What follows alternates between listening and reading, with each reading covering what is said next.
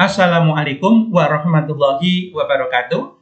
Selamat datang kembali di channel Belajar Geo. Pada video kali ini kita akan membahas materi potensi dan persebaran sumber daya pertanian, perkebunan, perikanan, dan peternakan untuk ketahanan pangan nasional. Materi ini adalah bagian dari KD Ketahanan Pangan, Bahan Industri dan Energi Baru dan Terbarukan. Sebelum menyaksikan video lebih lanjut, jangan lupa subscribe, like, dan juga bunyikan tanda lonceng agar kalian mendapatkan notifikasi terbaru dari channel Belajar Geo ketika mengupload materi-materi baru tentang geografi. Kita awali dari potensi dan persebaran sumber daya pertanian. Potensi pertanian Indonesia sangat besar. Yang pertama, tanah di Indonesia sangat subur. Hal ini disebabkan karena wilayah Indonesia dilalui oleh jalur pegunungan aktif. Yang kedua, lahan sangat luas. Khususnya ini adalah yang berada di luar Pulau Jawa dan sebagian masih belum diolah. Yang ketiga, menyerap banyak tenaga kerja. Dan ini menjadi jumlah mata pencarian terbesar masyarakat Indonesia, sekitar 35%. Namun sumbangannya baru 12,72% terhadap pendapatan nasional. Yang keempat, kemampuan bertani masyarakat Indonesia sangat baik. Dan yang kelima, pasar sangat besar karena jumlah penduduk Indonesia adalah yang terbesar keempat di dunia. Namun potensi yang besar tersebut belum maksimal. Pertanian di Indonesia masih tertinggal dari negara-negara tetangga. Faktor penyebabnya antara lain adalah yang pertama, pola pikir masyarakat kita itu masih miring atau negatif pada jenis pekerjaan petani atau pertanian. Yang kedua, kapasitas produksi para petani di Indonesia masih tradisional sehingga produksinya kecil. Yang ketiga, kebijakan harga atau pricing policy sangat merugikan petani. Pada saat musim panen harganya rendah, pada saat musim tanam harganya sangat tinggi. Yang keempat, pemerintah kurang maksimal untuk mengatasi soal teknis-teknis pertanian. Oleh karena itu, pemerintah melakukan upaya untuk mengatasinya. Antara lain, satu, meningkatkan sumber daya manusia khususnya para petani melalui Balai Penyuluh Pertanian atau BPP yang turun di lapangan. Balai Penyuluh Pertanian atau BPP, mereka turun di desa-desa bahkan ke lokasi pertanian. Yang kedua, inovasi teknologi termasuk penggunaan teknologi pertanian. Yang ketiga, menguatkan peran lembaga ekonomi. 4. Pembangunan infrastruktur pertanian. 5. Penyediaan bibit atau benih. Dan 6. Mengembangkan pertanian terpadu. Program diversifikasi pangan lokal. Program ini dilakukan berdasarkan latar belakang masih tingginya ketergantungan masyarakat Indonesia pada beras. Data BPS tahun 2017, tingkat konsumsi beras per kapita di Indonesia adalah tertinggi di dunia, mencapai 114,6 kg per tahun per orang. Jauh di atas negara-negara tetangga yang memang negara-negara tersebut juga mengandalkan beras sebagai makanan pokok seperti Malaysia, Thailand, Jepang, Korea, dan rata-rata dunia pun hanya 60 kg.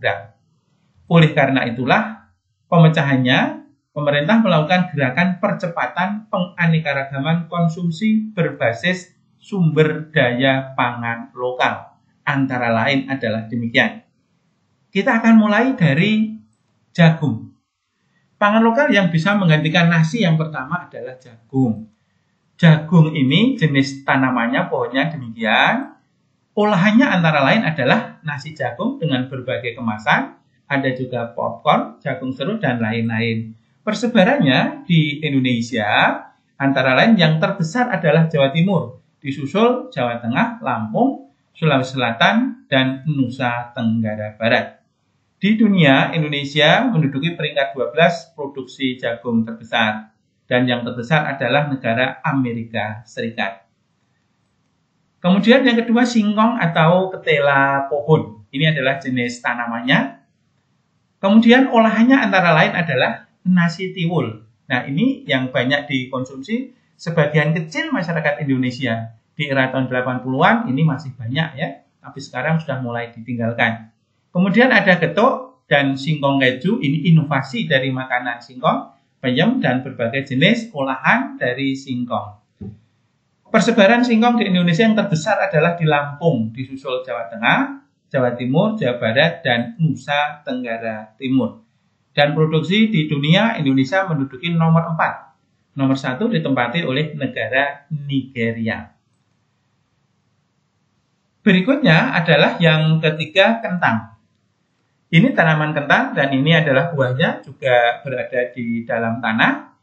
Produk olahan dari kentang antara lain, yang pertama adalah mashed potato, kentang keju, kentang bakar, ada perkedel, dan berbagai cemilan, dan juga sayuran. Daerah persebaran kentang di Indonesia adalah di daerah-daerah pegunungan, seperti Bromo di Jawa Timur, Dieng di Jawa Tengah, Lembang di Jawa Barat, juga di Karo, Sumatera Utara, dan pegunungan Gunung Kerinci di Jambi. Yang keempat adalah ubi jalar atau ketela rambat. Ini tanamannya, dan jenis olahan dari ketela rambat antara lain adalah kue, ya. Ini kuenya antara lain. Kemudian ada klenyem, ini klenyem, klepon, dan lain-lain. Persebarannya yang terbesar ubi jalar atau ketela rambat adalah Jawa Barat, dan kita tahu ini adalah Cilembu ya, kue ketela Cilembu yang daerahnya adalah di Sumedang, Jawa Barat. Kemudian yang kedua adalah di Papua, Jawa Timur, Jawa Tengah, dan Sumatera Barat. Yang kelima adalah sagu. Ini tanamannya. Dan olahannya adalah makanan pokok. Dan untuk menjadi makanan pokok di daerah Indonesia Timur ya, khususnya di sebagian masyarakat Papua dan Maluku. Namun untuk mengolah tanaman sagu tidaklah mudah ya.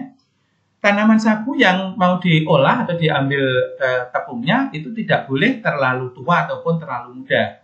Setelah dipotong, kemudian tanaman itu harus pohonnya batangnya harus dibelah. Setelah itu diambil bagian dalam, dan setelah diambil dikumpulkan. Setelah jadi tepung, maka jadilah bahan baku makanan dari sagu yang sudah siap. Ini adalah yang sudah siap dijadiin berbagai jenis olahan. Antara lain adalah seperti pepeda ya, kemudian ada martabak sagu, kemudian ada lepek sagu, ada berbagai jenis kue, dan lain-lain.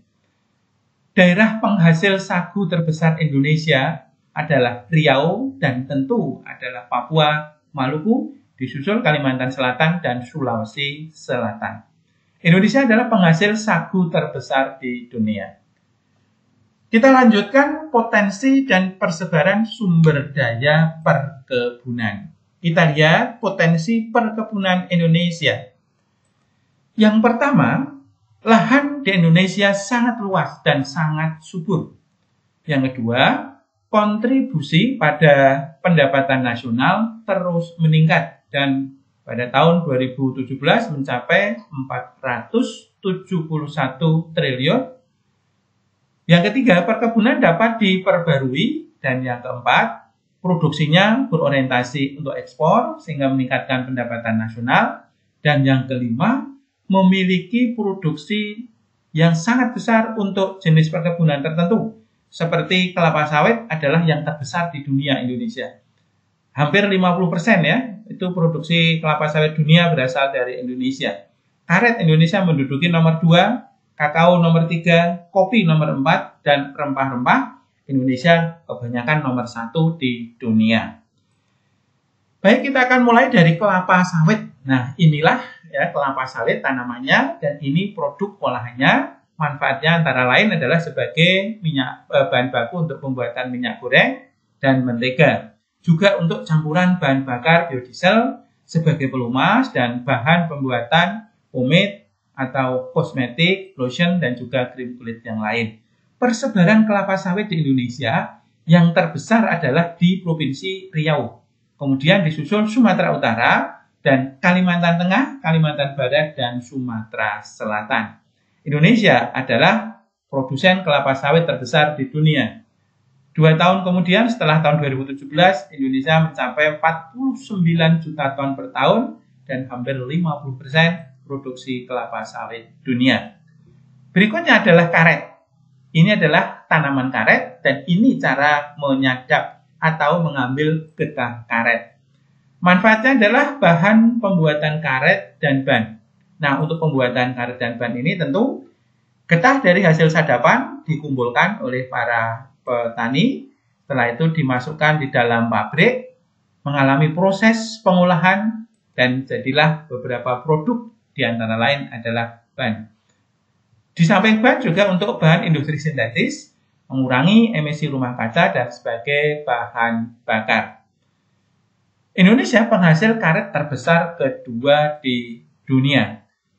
Berikutnya adalah kakao atau coklat. Ini adalah jenis tanaman dari kakao atau coklat. Kemudian manfaatnya antara lain adalah bahan baku aneka makanan coklat tentunya sebagai antioksidan alami, mengurangi resiko serangan jantung, stroke, hipertensi, dan diabetes, juga mengurangi gejala depresi. Persebaran coklat di Indonesia yang terbesar adalah daerah Sulawesi. Secara keseluruhan Sulawesi Tengah, Selatan, Tenggara, Sulawesi Barat, dan Sulawesi Utara. Indonesia adalah penghasil kakao nomor 3 di dunia. Kopi sekarang. Ini adalah tanaman kopi dan ini bijinya dan hasil tentunya adalah kalian sudah tahu semuanya. Manfaatnya antara lain mencegah penyakit berat seperti diabetes, kanker, dan organ hati, sumber antioksidan, mengurangi gangguan fungsi otak, dan lain-lain. Persebaran kopi di Indonesia antara lain yang terbanyak adalah di Sumatera Selatan. Yang kedua Lampung, disusul Jawa Timur, Sumatera Utara, dan Aceh. Indonesia adalah penghasil kopi terbesar keempat di dunia. Berikutnya teh. Teh antara lain memiliki manfaat mengontrol berat badan, menjaga kesehatan jantung, mengurangi resiko diabetes. Dan persebaran teh di Indonesia adalah di Jawa Barat, hampir 70% produksi teh nasional berasal dari Jawa Barat, disusul Jawa Tengah, Sumatera Barat, daerah istimewa Yogyakarta, dan Jawa Timur. Indonesia adalah penghasil teh terbesar ke-7 di dunia. Kina. Ini adalah jenis tanaman kina setelah dipanen, dan ini bunganya yang diambil dan setelah dipanen adalah demikian. Ini produknya. Manfaatnya adalah untuk obat sakit malaria, ini produknya, kemudian juga untuk obat sakit flu, perut, demam, dan juga mengatasi kerontokan rambut. Persebaran kina di Indonesia terpusat di 2 daerah, khususnya di Jawa Barat dan di Sumatera Barat. Sebagian juga ada di Jambi, khususnya yang di perbatasan Sumatera Barat. Indonesia adalah produsen kina terbesar di dunia. Potensi dan persebaran sumber daya perikanan. Antara lain potensi ikan Indonesia, perikanan Indonesia adalah lautan Indonesia yang luas, 2 kali luas daratan, 3,5 juta kilometer persegi. Jumlah nelayan Indonesia sangat banyak dan produksinya sangat besar dengan pendapatannya mencapai 60 triliun rupiah. Potensi tangkap di seluruh Indonesia 6,5 juta ton per tahun. Dan wilayah Indonesia kaya ikan karena terletak pada daerah segitiga terumbu karang atau the Coral Triangle.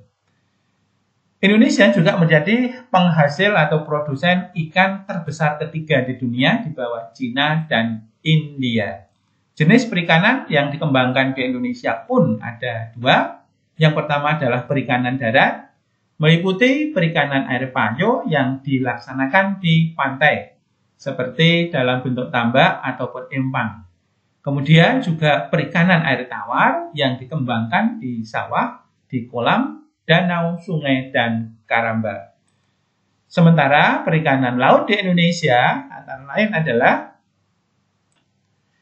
untuk perikanan laut, pusat perikanan laut di Indonesia antara lain adalah Bagan Siapi Api Riau, ini sebagai pelabuhan terbesar untuk perikanan laut di Indonesia. Juga Cilacap dan Tegal di Jawa Tengah, Muncar, Banyuwangi di Jawa Timur, dan Air Tembaga di Sulawesi Utara. Adapun untuk daerah tangkapan perikanan laut di Indonesia antara lain adalah di daerah Selat Malaka, di sekitar bagian Siapi-api ada ikan terubuk. Kemudian di pantai selatan Jawa Barat dan Cilacap ada ikan tenggiri, rumput laut. Di Bitung, Sulawesi Utara ada ikan tuna atau ikan cakalang dan juga tongkol. Kemudian di Kepulauan Solor dan Alor, di daerah NTT ikan paus yang penangkapannya masih tradisional ya, dengan cara ditombak atau dipanah. Kemudian perairan Ambon dengan ikannya adalah cakalang, ikan hias rumput laut. Kemudian Kepulauan Aru, udang laut besar dan mutiara. Kepulauan Banda dan Kei, rumput laut, bunga karang, dan teripang. Potensi dan persebaran sumber daya peternakan. Potensi peternakan Indonesia pun sangat hebat. Yang pertama, mempunyai padang rumput yang luas, antara lain khususnya di daerah NTB dan NTT, dan beberapa wilayah di Indonesia. Yang kedua, iklimnya sangat mendukung dengan sinar matahari yang cukup, hujan juga cukup. Tiga, menambah lapangan pekerjaan yang juga sangat potensi, serta meningkatkan pendapatan. Banyak manfaat yang bisa diambil, baik tenaganya, daging, kulit, susu, maupun kotorannya. Jenis-jenis peternakan yang dikembangkan di Indonesia dibagi menjadi tiga. Yang pertama adalah peternakan hewan besar seperti sapi, kuda, dan kerbau. Manfaatnya antara lain diambil dalam bentuk susu, daging, kulit, dan tenaga serta kotorannya. Sementara hewan kecil meliputi babi, kambing, domba, kelinci, dan lain-lain. Manfaatannya untuk diambil susu, daging, kulit, dan juga kotorannya. Yang ketiga adalah peternakan hewan sangat kecil ya atau unggas, antara lain ayam, bebek, angsa, itik, dan juga burung puyuh. Ini bisa diambil daging, telur, ataupun bulu, serta untuk dipelihara karena hobi yang diinginkan oleh beberapa masyarakat Indonesia. Provinsi peternak atau persebaran peternakan sapi di Indonesia antara lain provinsi terbanyak penghasil adalah Jawa Timur, sangat dominan, disusul oleh Jawa Tengah, Sulawesi Selatan, NTT, Lampung, dan lain-lain. Sementara untuk peternakan kuda terbesar adalah provinsi Sulawesi Selatan yang diikuti oleh daerah yang banyak terdapat padang savana yaitu NTT dan NTB. Disusul Jawa Barat, Jawa Tengah, Sulawesi Utara, dan Papua. Persebaran peternakan hewan kecil adalah yang terbesar untuk populasi kambing tahun 2017 ditempati oleh Jawa Tengah, mencapai 4,1 juta ekor. Kemudian disusul Jawa Timur, Lampung, Jawa Barat, Sumatera Utara, dan lain-lain. Ini adalah produk-produk dari kambing khususnya. Berikutnya untuk peternakan unggas. Persebaran ternakan unggas di Indonesia antara lain adalah Jawa Barat, Jawa Timur, DKI Jakarta, dan Jawa Tengah. Terima kasih atas perhatiannya. Mohon maaf atas segala kekurangan. Wassalamualaikum warahmatullahi wabarakatuh.